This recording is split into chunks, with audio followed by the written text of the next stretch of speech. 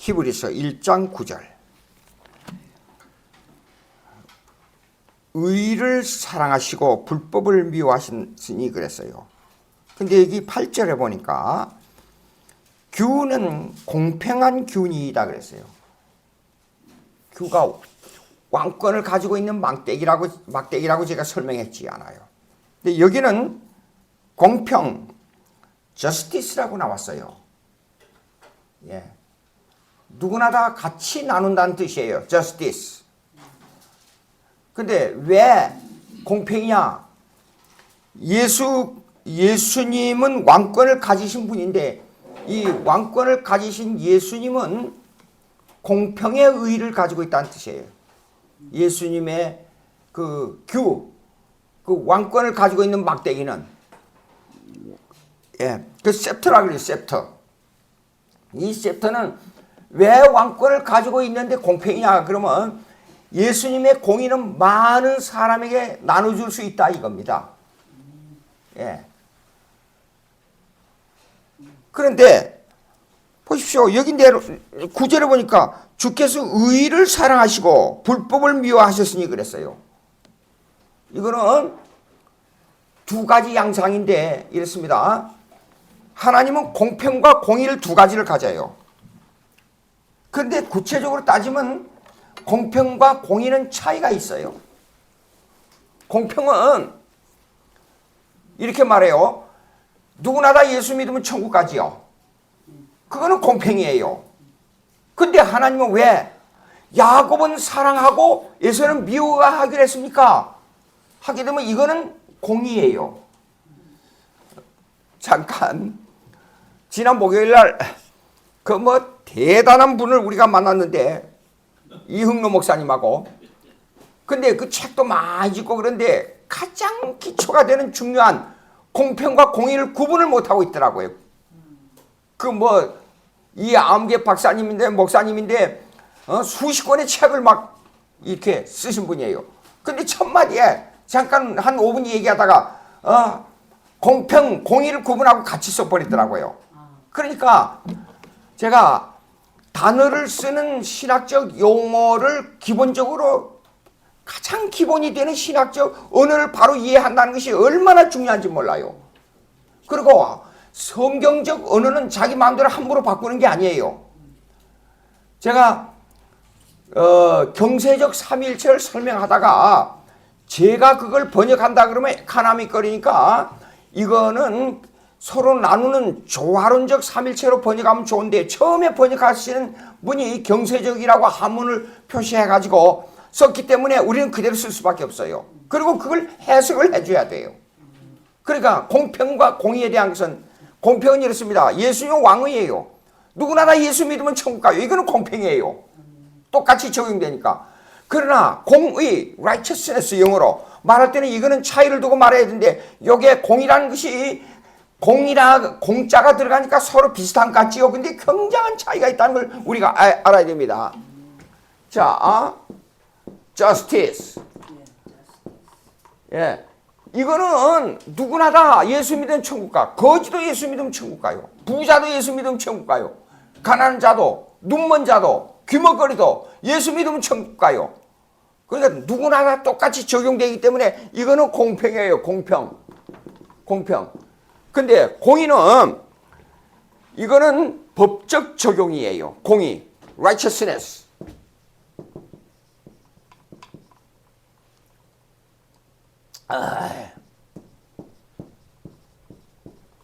righteousness. 공의. 예.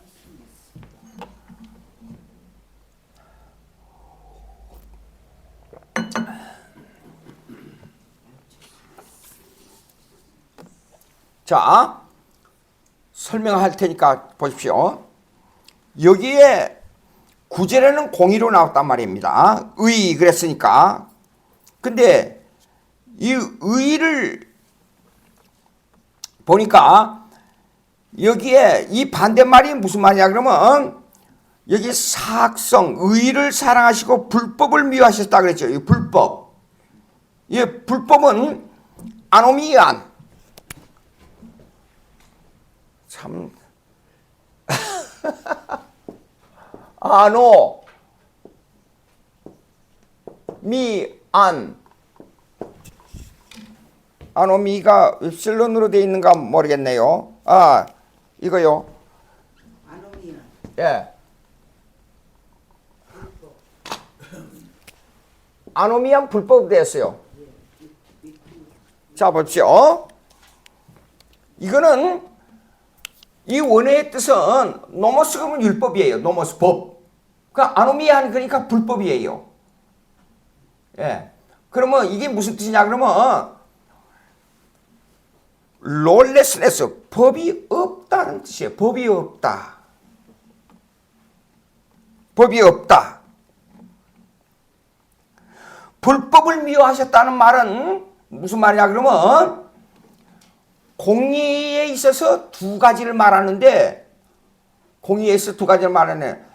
하나는 법이 있는 쪽이 공의이고 하나는 법이 없는 쪽이 불법이에요.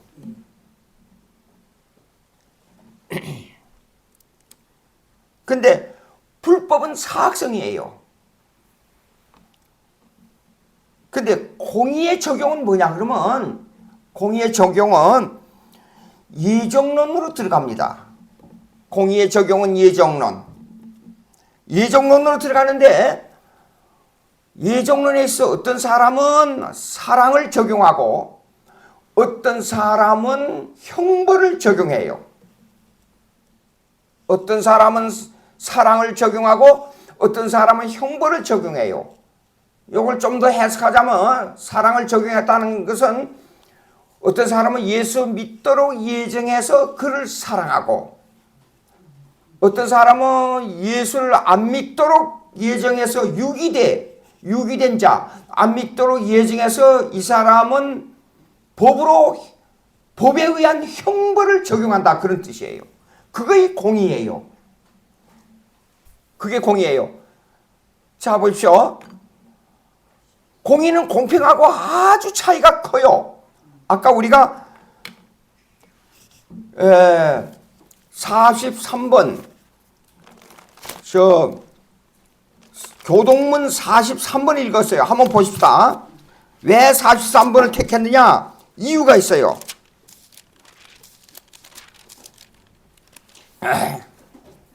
시편 99편입니다. 성경입니다. 분명히. 근데 여호와께서 그룹 사이에 좌정하시니 땅이 흔들릴 것이로다. 시온에 계시는 여호와는 위대하시고 모든 민족보다 높으시도다. 주의 크고 두려운 이름을 찬송하지 그는 거룩하십니다. 하나님의 위대함입니다. 자, 이 하나님의 위대함은 공의를 실행하는 분으로서 어떤 현상이 나타나느냐 이겁니다. 능력 있는 왕은 정의를 사랑하시느라 주께서 공의를 견고하게 세우시고 공의가 나오지요? 주께서 야곱에게 정의와 공의를 행하시나이다. 인간적으로 보자고요. 야곱이 어떤 사람이에요? 이 세상에서 가장 사기꾼 중에 사기꾼이에요. 가장 간사한 사람 중에 간사한 사람이에요. 그런데 이 사람에게 공의를 정의하는데 하나님께서 로마서 9장에 나는 야곱은 사랑하고 에서는 미워하기로 결정했다. 이것이 공의예요. 보십시오. 세상에 자기 부모를 속였어요. 삼촌한테 가서 외삼촌도 속였어요. 자기 형님도 속였어요. 가족에 관계된 가족들은 다 사기질을 했어요. 이 사람이 무슨 의예요? 이 사람이 예? 천하의 사기꾼이요. 부모, 형제, 친척 다 속였어요. 근데 왜 이 사람이 공의의 대상이 되느냐? 근데 그 공의 중에는 공의는 하나는 사랑하고 하나는 미워하기로 결정한 건데 왜 사랑한 이 형편없는 녀석을 사랑했느냐? 제가 만약에 야곱이하고 형제로 태어났다고 가정하십시다. 그러면 야곱이한테 평생 돌아다니면서 사기만 당하고 말았어요. 보십시오. 양자의 명분을 다 뺏어가 버렸지요. 예, 그리고 화해를 했잖아요. 화해해놓고도 나중에는 형님 먼저 가세요. 금방 내가 형님의 얼굴을 배우니 하나님의 얼굴을 배우는 것 같습니다 하고 엎드려서 용서를 빌어놓고 금방 용서하니까 형님 먼저 가십시오. 그리고 자기의 재산을 가지고 재미를 보려고 세겜 땅에 가서 디나가 강간당하고 전쟁이 일어나서 그 사람들 다 죽이고 엄청난 문제를 당한 사람이에요. 이 사람이 뭘 하나님의 사랑을 받을 수 있는 요건이 됐냐 그 말입니다. 도덕적으로 윤리적으로 쳐주기에도 마땅할 사람이에요. 근데 야곱은 사랑하고 에서는 미워하기로 결정한 하나님의 창세 전에 하나님의 결정에 그 결정이 집행되는데 이 집행을 보고 공의라 그러는 거예요. 전혀 이해가 안 돼요. 예. 그런데 보십시오. 그 대학자라고 하는 분이 공의와 공평을 오해를 해가지고 같이 써버리잖아요. 예. 자, 히브리서 9장으로 다시 들어가 보십시다. 히브리서 9장에 1장 9절, 9장이 아니고 9절입니다. 주께서 의의를 여기는 공의가 나와요. 이 의의가 공의입니다. 근데 번역이 조금 그래요. 공의를 사랑하시고 불법을 미워하셨으니 그러므로 하나님 곧 주의 하나님이 즐거움의 기름을 부어 주를 동류들보다 뛰어나게 하셨도다 그랬어요. 그럼 이 공인데 이 공의는 뭐냐 그러면 법의 적용이에요. 공의는 법의 적용. 저스티스는 그 공평은 뭐냐면 같이 취급한다 그 말이에요. 똑같이 취급한다. 근데 공평은 약간의 윤리 도덕적이라기보다도 법이라는 법과 윤리 도덕의 정확성이 빈약해요.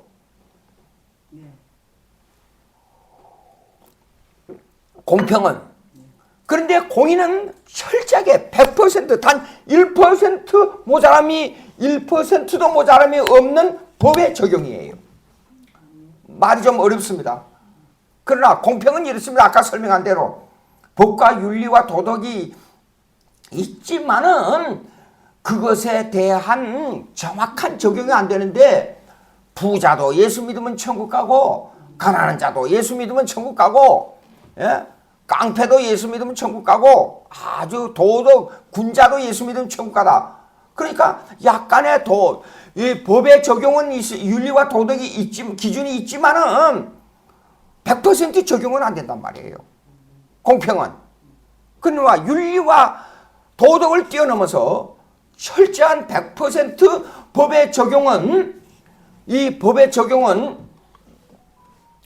공인데 잠깐요. 미안합니다. 제가 군대에서 다쳐가지고 조금 긴장하면 어쩌다가 한 번씩 제가 예배 시간에도 쓰러질 뻔하고 그랬잖아요. 그 이유가 있어요. 참 이거 여기 머리로 올라가고 이 내장으로 들어가는 피가 가끔 이렇게 혈액순환이 불규칙해져요. 그래가지고 그런 현상이 일어나요.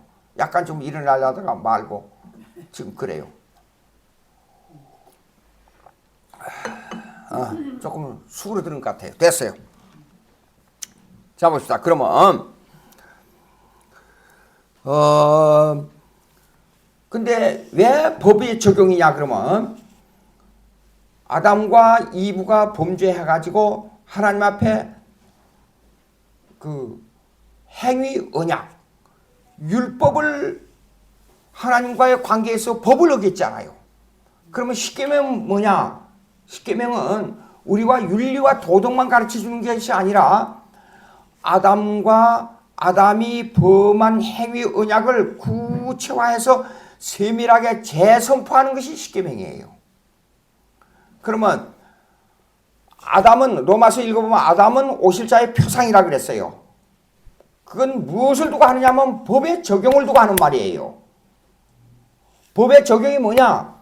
아담은 하나님과의 관계에서 법에 실패했어요. 근데 예수님은 하나님과 관계에 있어서 법을 완성해서 우리를 대신해서 법을 완성해서 하나님 앞에 드리신 분이에요. 무슨 말이야? 십계명을 완성하지 못한 인간을 대신해서 예수님은 십계명을 완성해서 하나님 앞에 드렸다 그 말이에요. 그러면 그 십계명 법으로부터 해방을 받는 자가 누구냐 그러면 예수를 믿는 자에게 법으로부터 해방을 받았다 그 말이에요. 이것이 공의의 적용이에요. 그래서 공의라는 말하고 justice라는 말하고는 엄청난 차이가 있는 거예요. 예, 공평이라는 말하고는. 보십시오. 그러면 8절에요. 이 공평과 공의에 대한 이 내용을 우리가 잘 봐야 된다 그 말입니다. 주의 나라는 그랬잖아요. 8절에. 천국에 들어가는 사람들은 이 규는 공평한 규이다 하는 것은 뭐냐 그러면 누구든지 예수만 믿으면 예수님께서 가지고 있는 왕권 아래로 다 들어간다 그 말이에요. 공평이에요, 공평. 근데 이제 예수 믿는 사람과 안 믿는 사람을 구분해 놓고 보면은 이거는 공의라고 적용해야 된다 그 말이에요.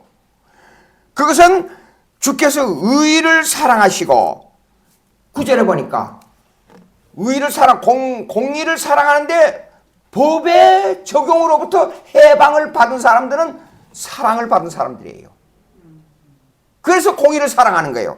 근데 불법을 미워하였으니 그랬어요. 불법 뭐냐면 예수님께서 하나님 앞에 이 법을 완성해서 드리는 그 대가를 받지 못한 사람들은 불법의 아래 있어요. 그러니까 불법을 미워하는 거예요.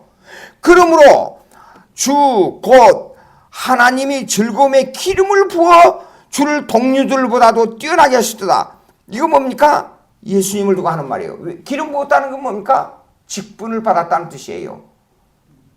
크리스토스, 그리스도. 그러면 기름을 부음 받았다는 뜻이에요. 삼직 받았잖아요. 왕권, 선지자직, 제사직. 이 사람들에게는 이 직분을 받을 사람들에게는 기름을 부었어요. 예. 그러면 예수님은 기름 부음 받은 자예요. 이 세 가지 이 직분을 받은 자예요. 이걸 받아가지고 그 즐거움의 기름을 부어 주께 그러니까 예수님께 주께 얘기를 좀 해야 되겠어요. 다시 얘기합니다. 하나님의 이름을 부를 때 그 이름의 대가가 있잖아요. 여호와 살롬 그러면 평화, 여호와 평화, 엘로힘 그러면 복수로 돼 있어요. 근데 여러 가지 해석이 있잖아요. 예. 그러면 그 하나님에 대해서 왜 복수냐? 어떤 분은 삼일체를 말하고 어떤 분은 능력을 말하고 능력이 많으니까 그래서 복수를 말한다. 그래 정확하게 어느 쪽이라 하고 규정은 할 수가 없어요. 지금 그렇게 이름이 있는 듯이 여기는 주께 그랬어요. 근데 어느 신학 돈 많은 기업에서 예수 믿어가지고 거기서 신학대학원을 하는 데서 예수만 따지는 혹시 여러분들에게 오해가 될까 봐서 지금 말씀드립니다. 예수만 이름을 찾아야 된다고 예수만 그 주여 부르는 것도 약간 좀 거절하면서 그걸 강조하는 경우가 있어요. 그러니까 주, 예수, 그리스도, 살아계신 하나님의 아들 요거 다 하나님의 이름이에요. 그래서 임마누엘 다 하나님의 이름이에요. 그 메시아 다 하나님의 이름이에요. 그런데 이름이 그리 많은 것은 그 이름대로 뜻을 가지고 있어요. 그 여기 주께 그랬잖아요. 주께 부어. 이 말은 뭐하고 관계가 있냐면 우리가 주님이라고 불러요. 주여하고. 그거는 우리와 관계를 가지고 있어요. 주님 할 때는. 예수님 할 때는 우리와 관계를 가지고 있는데 어떤 관계냐 그러면 구원자라는 개념이에요. 예수. 예. 그러니까 죄악에서 구원이라는 말을 할 때는 예수님. 그러니까 여러분 보세요. 성령 믿어야 천국 갑니다. 그럽니까? 예수 믿어야 천국 간다 그러죠. 그 이유는 예수님만이 우리를 죄에서 구원해 줄 수 있다는 그 이름이에요. 근데 한 하나님으로 볼 때는 제가 삼일체론을 설명할 때 한 하나님으로 볼 때는 하나님도 하나님이고 예수님도 하나님이고 성령님도 하나님이에요. 그러니까 전혀 분리될 수 없고 전혀 혼돈될 수 없는 하나님 아버지와 아들과 성령은 다 같이 혼돈될 수 없고 분리될 수 없어요. 그럼에도 불구하고 뜻을 말할 때는 분리해야 된다고 말입니다. 그러면 주여 할 때는 우리가 가장 가까이 있으면서도 존경하는 신성을 가진 하나님, 그럴 때는 주여 그래요. 보통 우리가 부를 때는 주여 그래야 됩니다. 그러면 보십시오. 왜 주께 그랬는데 기름을 주께 부어 그랬잖아요. 그 뒤에 나온 거 보세요. 주를 동류들보다 뛰어나게 하셨다. 주와 우리와 관계를 가지고 있어요. 우리가 예수 믿어서 하늘나라에 가게 되면 우리가 하나님의 자녀이잖아요. 그러면 예수님도 하나님의 아들이잖아요. 근데 우리는 그를 존경해야 되니까 주로 부르는 거예요. 그를 보고 예수님을 보고 예수님도 하나님입니까? 그때 가서 하나님 그렇게 부릅니까? 아니에요. 우리와 같은 동류적 입장에 있지만은 가장 가까이 존경하는 분으로 신성으로 부를 수 있는 분은 주라고 불러야 된단 말이에요. 그러니까 이거 동류란 게 나오잖아요. 하나님의 자녀로서. 그런데도 우리가 존경해야 되니까 뛰어난 하나님을 부를 때 우리가 가까이 계시는 분으로 부를 때는 주여 불러야 된단 말이에요. 그 내용이 그렇게 돼 있어요. 예. 이 신학을 연구하다 보면 자기 마음대로 연구하는 게 아니에요. 성경의 내용과 꼭 일치를 해야 된단 말입니다. 예. 그런데 그걸 떠나서 자기 마음대로 생각해버리고 자기 마음대로 단어 하나를 잘못하게 되면 엉뚱한 방향으로 가버려요. 다시 말씀드립니다. 공평과 공의를 잘못 해석하게 되면 엉뚱한 신학의 방향으로 가버려요. 예. 자, 그러면 이렇습니다. 공의를 사랑하시고, 이 말은 무슨 말이냐? 그 속에 예수 믿는 사람 자녀들이 들어있어요. 이 자녀들은 공의를 사랑하는 자녀는 뭐냐 그러면 법에 기초를 두는데 그 법은 법 앞에서 해결된 사람, 하나님의 자녀를 사랑하시고, 그 다음에 불법을 미워하시고 하는 것. 법의 저주를 받을 사람을 법의 해결을 받지 못했기 때문에 이 사람을 미워하시고, 그렇게 된다는 겁니다. 우리는 하나님께서 정하신 법으로부터 100% 해방을 받았어요. 저주로부터 해방을 받았어요. 예. 그러니까 하나님께서는 불법을 미워하는 중에 예수 안 믿는 사람은 이 저주의 대상, 미워하는 대상이 되어버렸어요. 예수 안 믿는 사람들. 그러나 예수 믿는 사람들은 사랑의 대상이 됐어요. 해방이 됐습니다. 예. 자, 근데 왜 동료들보다 뛰어나게 하셨느냐? 이 말은 사실 우리 예수님하고 우리는 형제지잖아요. 형제지간이에요. 근데 예수님을 또 받아들이라 그랬어요. 그리고 존경할 자라 그랬어요. 또 주라고 불러야 돼요. 그거 참 오해하기가 쉽지 않아요? 그런데 그 기준이 뭐냐 그러면 예수님과 우리의 관계에 있어서 여기에 나온 내용을 가지고 설명하자면 법의 기준이에요. 법의 기준이 뭐냐? 다시 이건 중요하니까 강조를 해야 돼요. 그래서 히브리서가 어렵다는 게 바로 그겁니다. 법의 기준이 뭐냐? 하나님께서 정하신 법으로부터 우리가 해방을 받았는데 그 해방을 받을 수 있는 사역을, 법을 해결해 주는 사역을 누가 행했느냐? 예수님이 행했다고 말이에요. 자, 이 법에 두 가지 문제가 있어요. 아담이 법을 깨트려 버렸죠. 그러면 두 가지 문제. 첫째, 하나님과 죄인 사이에 법적인 문제를 해야 돼. 법을 회복할 수 있는 길이 없어요. 첫째, 법을 해결할 수 있는 길이 없어요. 두 번째, 법으로부터 나오는 저주를 해결할 수 있는 길이 없어요. 저주를 해결할 수 없는 길이 없어요. 그러면 법을 다시 되돌려야 되잖아요. 그러면 법을 되돌리기 위해서는 뭐냐면 내가 법을 완성해야 돼요. 쉽게 말해서 십계명을 완전히 지켜야 돼요. 그래야 법을 원래 법으로 되돌릴 수가 있어요. 그냥 두 번째, 법을 한 번만 어기면 어떻게 정령 죽으리라 그랬으니까 내가 죽었다가 다시 살아나야 돼요. 해결할 수 있어요. 두 가지. 첫째, 법을 완성하기 위해서는 내가 일생에 한 번도 마음의 법도 마음의 죄도 짓지 않고 이 십계명을 완성해야 돼요. 그 다음에 저주를 받아야 되니까 정령 죽으라 했으니까 내가 죽었다가 다시 살아나야 돼요. 가능합니까? 근데 이것을 행하시는 분이 누구냐면 예수님이었단 말이에요. 예? 자, 일생에 범죄하지 않고 일생에 율법을 내가 율법을 완성하러 왔다 그랬잖아요, 예수님이. 예. 율법을 완성해서 하나님과 인간 사이에 법적인 문제를 해결해 줬어요. 그러나 문제가 또 하나 남았어요. 죄를 범한 사람은 반드시 죽어야 돼요. 그러니까 예수님 대신 십자가에 죽었다가 죽기만 죽으면 끝나냐? 그게 아니에요. 생명이 살아나려면, 구원을 받았다는 생명이 살아나려면 다시 부활해야 돼요. 근데 예수님 대신 사흘 만에 부활한 거 아니에요. 그래서 두 가지 문제를 해결했는데 두 가지 다 뭐가 관계되어 있냐면 법이 관계되어 있어요. 이 법적인 문제를 해결했는데 예수 믿는 사람은 이것을 그래서 칭의, 의롭다함을 받았다 하는 말은 뭐냐면 법적 선고라 그래요. 재판장 앞에서. 예. 자, 그러면 이제 10절로 넘어가 보시겠습니다.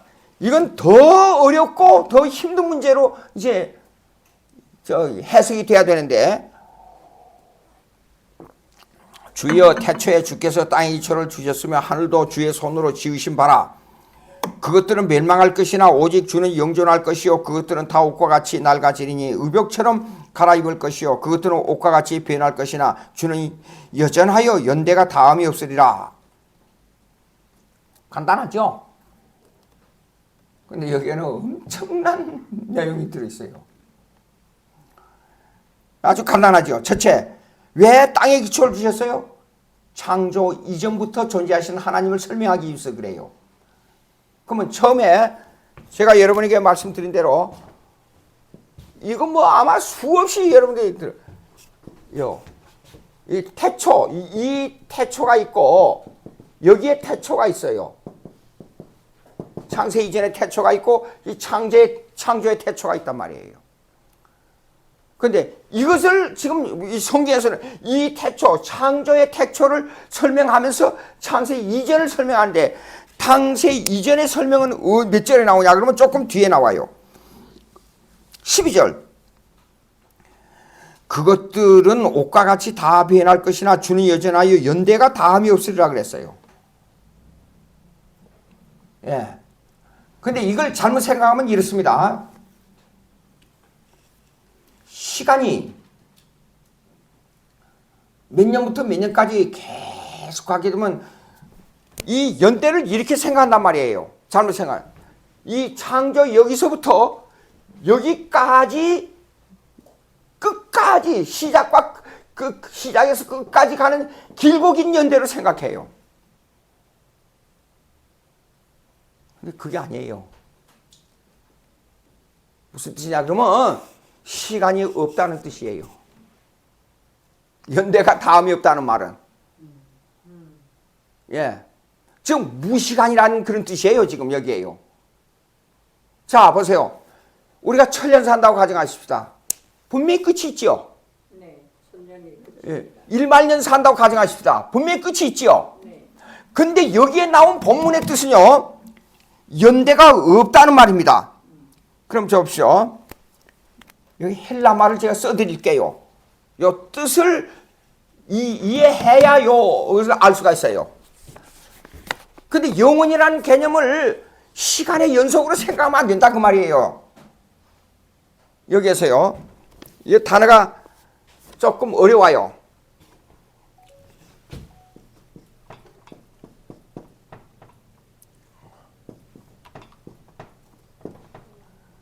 에클레이스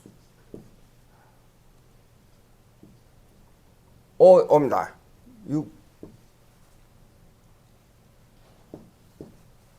에클레이숙신. 예. 수신. 예. 예. 이 말은 time is not full. 수신. not. 요 말은 무슨 하면 시간은 영원하다는 뜻이에요. 시간이 없어요. 자, 이거 굉장히 깊은 내용인데 뭐야 그러면 제가요 이 헬라 철학을 신학교 시간에 헬라 철학을 공격하면서 여러분이 현재가 있습니까? 그렇게 물은 적이 있어요. 많은 학생들에게 여러 번 그랬어요. 근데 대부분 현재가 있다 그러는데 성경의 시간에 현재가 없어요. 현재라고 말하는 시간 영원한 과거로 흘러가 버렸어요. 그러니까 이 시간이 이렇습니다. 과거와 현재의 접착점에서 계속 옮겨가고 있는 거예요. 현재는 없어요. 예. 근데 여기 내용은 헬라어를 분석하면 이런 내용이에요. 자, 보세요. 이제 단어를 하나씩 설명하겠습니다. 그것들은 태초에 10절부터 태초에 주께서 땅의 기초를 두셨으며 하늘도 주의 손으로 지으신 바라. 땅의 기초를 두셨다는 말은 신적 작정이란 말이에요. 만물에 관한 계획이라고 말이에요. 이걸 신적 작정이에요. 기초만 뒀어요. 즉 프로젝트 건물을 만들기 위해서 설계도만 만들어놨어요.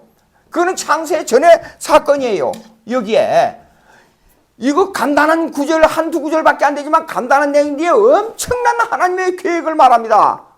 예, 이거 여기를 말해요. 무한의 세계, 시간이 없는 세계 기초를 뒀어요. 예. 그리고 간단히 말하자면 건축물로 말하자면 뭡니까 프로젝트 이 설계도를 만들었어요. 설계도를 신적 작정이 있었단 말입니다. 만물에 대한 계획. 그러고 나서 보세요. 그 다음에 하늘도 주의 손으로 만드신 바라. 하나님 손이 있어요? 손이 없어요. 이건 시적 표현이에요. 이 말은 뭘로 해석해야 되냐면 하나님께서 직접 만물을 만드실 때에 구체적으로 공작해서 구체적으로 설계도대로 이걸 구체화해서 이걸 조작해 놨다 그 말이에요. 달과 별과 해와 모든 것을. 예. 그래서 아까 우리가 여기 뭡니까 43번 읽었던 것이 바로 이겁니다. 근데 요 내용이 시편에 나오지 않아요. 99편을 보게 되면. 예, 102편에도 나와요.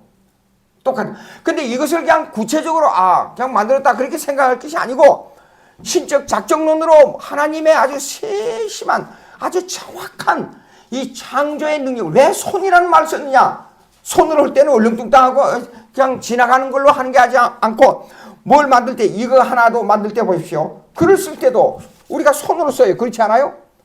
근데 딱 보고 이 사람은 글을 잘 쓴다. 이 사람은 못 쓴다. 당장 알아요. 하나님의 손으로 만들었다는 의미는 손이 있었다는 말보다도 아주 구체화했다는 뜻이에요. 이 만물을. 그런데 보자고요. 그들은 멸망할 것이나 오직 주는 영존할 것이요. 그래서 그들은 멸망한다. 이 말은 간단하게 지구의 종말이 온다는 말인데도 불구하고 여기 보세요. 그 다음에 그것들은 다 옷과 같이 낡아지리니 이거는 만물에 만들어 놓은 것이 만물에 대한 변화 과정이에요. 존재했다가 없어지기도 하고 또 뭔가 또 새로 생기기도 하고 이 시간 속에서 만물이 무엇인가 변화해요. 어떤 것도 변하지 않는 물건 하나도 없어요. 돌도 변하고 철도 변하고 공기도 변하고 다 변해요. 시간 속에서요. 이렇게 아주 이 만물에 대한 하나님의 역사가 구체화되는 거예요. 그게 신적 작정론을 하면서 여기 보세요. 이 창조한 것을 손으로 만드신 구체화했다는 뜻이에요. 만든 것을 이걸 보존합니다. 하나님께서 보존. 그 다음에 통치. 통치. 그 다음에 섭리. 그 다음에 경륜. 이 속에는 모든 변화 과정이 있어요. 영존하는 과정이 없어요. 어? 여기에는 어떤 경우든지 변화하는데 이 변화하는 과정, 통치, 섭렵, 경륜에 이것이 여기에 된 대로 움직이는데 이 프로젝트가 끝나면 종말이 온다 그 말이에요. 예. 자, 보시오.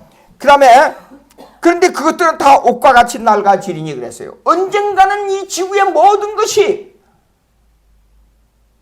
변화하고 있어요. 스위치 모리스가 지은 창조냐 진화냐, Creation or Evolution이라는 책이 있어요. 그걸 읽어보니까 이러더라고요. 에너지와 엔트로피가 있다 그래요. 에너지는 뭐예요? 산소로 말미암아 활동화되는 거예요. 활동으로 변하는 거예요. 에너지로 변하는 거예요. 그러나 엔트로피는 산소가 줄어들므로 말미암아 이것이 차츰차츰 퇴화해가는 과정이에요. 모든 만물은 퇴화해가는 과정에 있지 그것이 활성화되는 과정에 있는 게 아니에요. 그러므로 진화는 거짓말이에요. 진화는 활성화되는 과정을 말하는 건데 어디 만물이 활성화되냐 그 말이에요. 여기 성경은 분명히 낡아지니 그렇게 돼 있어요. 예. 참 이거 한 두세 구절이 이렇게 온 우주를 말하는 시적 작정이 들어있다는 것은 우리가 참 이건 너무나도 심오한 내용입니다.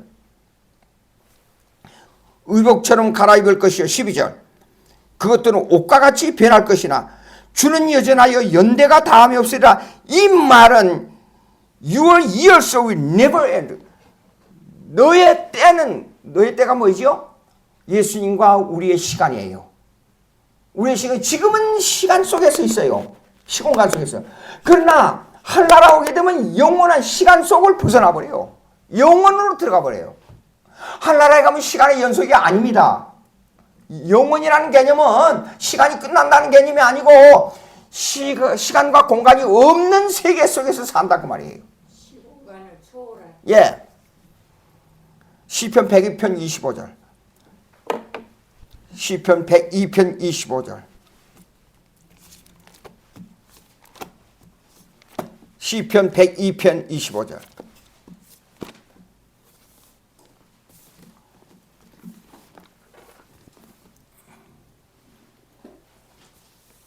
(23절부터) 제가 읽겠습니다. 관계가 있기 시로 되어 있기 때문에 23절부터 시예요. 예. 제가 전체 읽으면서 약간 요점을 좀 말해 보겠습니다. 그가 내 힘을 중도에 쇠약하게 하시며 내 날을 짧게 하셨다. 시간론에 대한 얘기입니다. 예.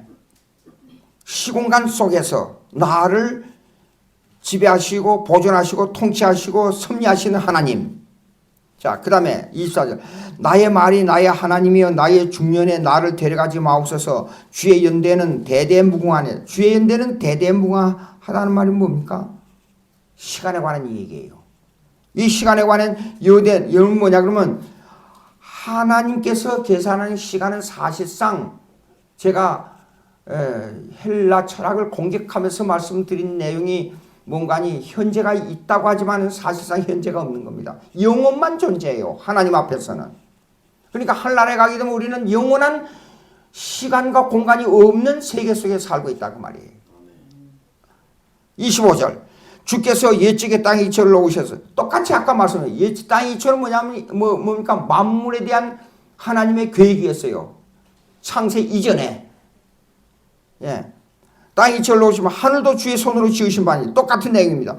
천지는 없어지리니와 주는 영존하시겠고 그것들은 다 옷같이 낡아지니 음욕같이 바꾸시면 바꾸려니와 주는 한결같으시고 주의 연대는 무궁하리다. 왜 한결같고 연대는 무궁하리입니까? 이거는 시공간을 초월한 사건이에요. 네. 그 다음에 모든 만물은 시간 속에 있는 모든 만물은 낡아지고 바꿔져요. 그러니까 아무리 좋은 것이라도 금이 이 세상에서 금이나 다이아몬드가 변하지 않는다 그래요. 근데 나중에는 그 스위치 모리스가 지은 책을 보게 되면 금이 엔트로피로 변해가요. 오랜 시간이 지나면 금도 나중에는 결국은 낡아져요. 예. 그러면 29절 주의 종들의 자손은 항상 여전히 거주하여 그의 후손은 주 앞에 굳게 서리라. 우리의 영혼이에요. 하늘나라에 가는 영혼이에요. 예. 그렇기 때문에 우리가 다시 한번 읽어보십시다. 11절부터 제가 읽습니다. 그것들은 멸망할 것이나 주는 오직 영존할 것이요. 그것들은 다 옷과 같이 낡아지리니 의복처럼 갈아입을 것이요. 그것들은 옷과 같이 변할 것이나 주는 여전하여 연대가 다함이 없으리라. 우리가 생각하는 시간은 어느 날 수천 년 수만 년 지내는데 시간이 영원하다는 것이 그런 개념이 아니고 주의 연대는 끝이 없다는 말은 시간의 연속성이 아니고 시간을 초월한 영원한 세계라고 말이에요. 예. 오늘 천사론이 나오기 때문에 여기서 끝나고 다음에 하도록 하겠습니다. 다 같이 기도 드리겠습니다.